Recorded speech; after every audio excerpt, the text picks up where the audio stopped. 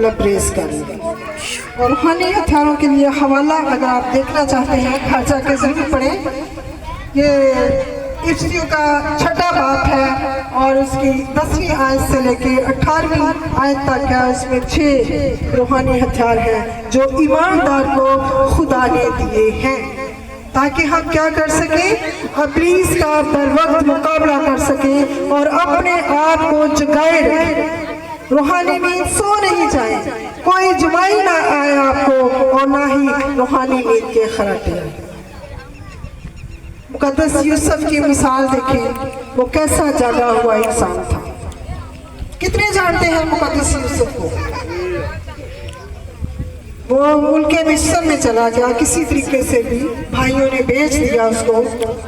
जब वो वहां पे था, फिरौन के पैलेस में था, उसके महल में था, पोतीफर एक हाकिम था, उसकी बीवी ने उससे बदी करना चाहिए लेकिन वो बदी से भाग गया।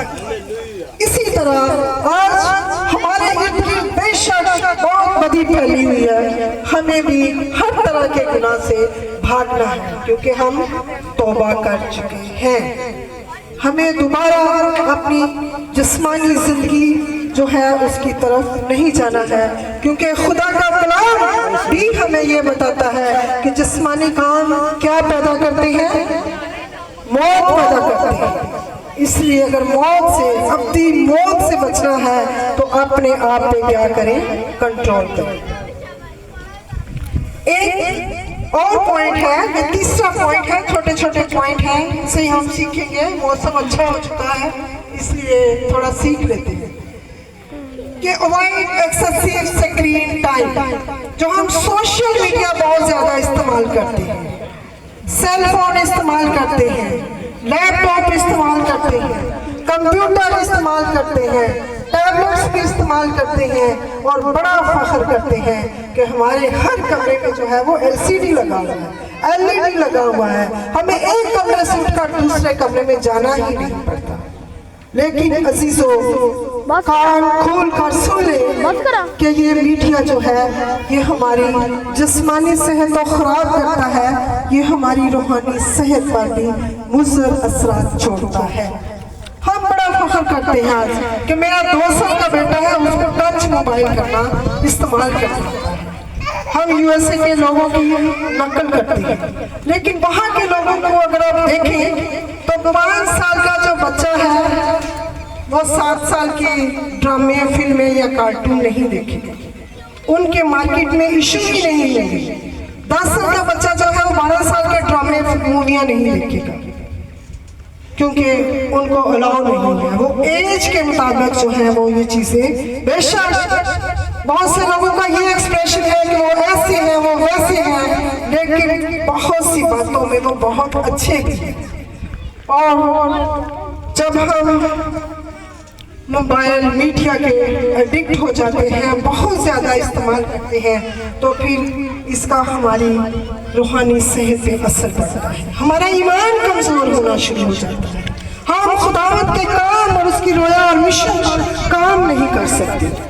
हम दुआ के लिए टाइम नहीं निकाल सकते प्रॉपर, ना ही हम बाइबल मुकद्दस पढ़ सकते हैं और ना ही हम मुकद्दसीन के साथ रफ़ाकत और शराकत रख सकते हैं। बल्कि आपने देखा होगा कि ये खामखा का खानदानों के अंदर, बहन भाइयों के अंदर भी कॉन्फ्लिक्ट जो है वो पैदा कर देती है।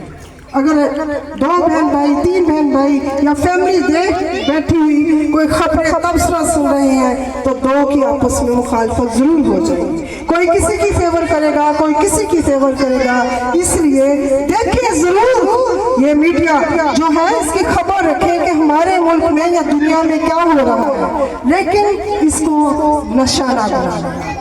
जो खुदा का टाइम है खुदा को दे, और अगर आप इस तरह देखते रहेंगे तो फिर रूहानी हालत जो है वो कमज़ोर पड़ जाएगी।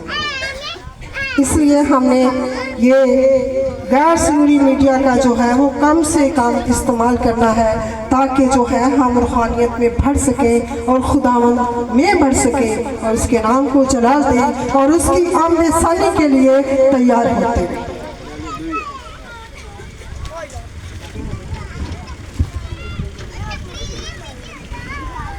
बहुत से बड़े हैं। जो पॉइंट हम सीख रहे हैं, कीप योर लैम्प बर्निंग, अपनी रूहानी जिंदगी की शमा को जलते रखें। ये तमसील भी आपने सीखी पढ़ी होगी, मत्ती 25 बाब में भी है और लूका की इंजील में भी है। 10 कमारियों की तमसील है, जिसमें से 5 अक्लमंद थी और 5 क्या थी, बेवकूफ थी। इस तमसील में 3 चीजों का इस्तेमाल हुआ है। एक लैंप है जिसको कुप्पियां कहा गया है, फिर ऑयल है जो रूह कुद्दस और उसकी पावर है, और फिर तीसरा जो है, जो 5 अक्लमंद थी उन्होंने अपनी कुप्पियों को जलते रखा।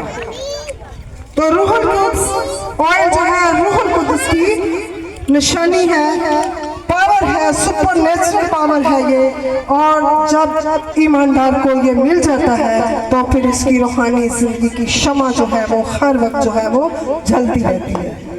और इन 5 कमारियों के अंदर 4 बातें जरूर थी।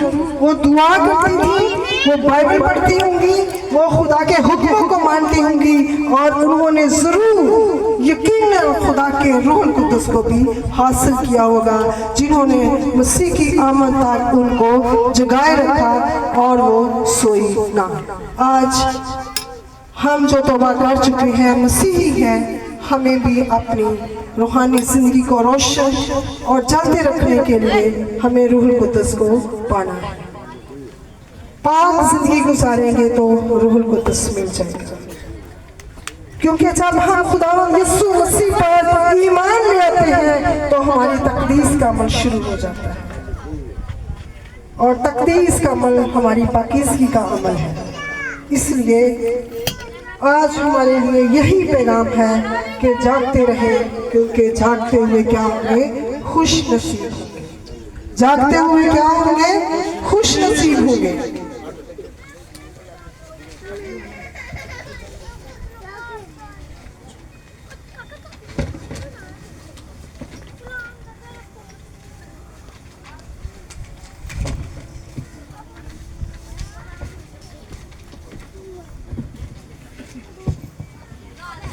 अगला जो हमारा सीखने का पॉइंट है, नहीं पता,